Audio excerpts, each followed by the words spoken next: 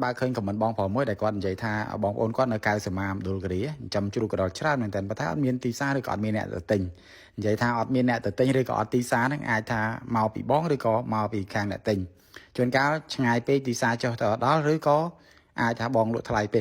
à lấy bà sinh cho bong ôn này con nơi mà đóng cao sầm mà snu lấy để thở ca chú ai tẹt tông tay quạt bàn khơi quạt tâm comment thay thế để ra ở bay để nhóm cho thực tính cứ nhóm tinh bị khang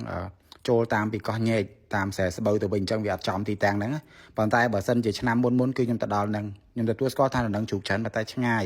ហើយតម្លៃក៏រៀងធូរថ្លៃដែរអញ្ចឹងសម្រាប់បងប្អូនដែលគាត់ត្រូវការជាពិសេសបងប្អូនដែលគាត់នៅស្នួលឃើញតាក់តងខ្ញុំច្រើនមណ្ឌលគិរីស្នួលហ្នឹងតាក់តងរត់ទិញជ្រូកច្រើនឥឡូវបងប្អូនអាចចូលទៅក្នុង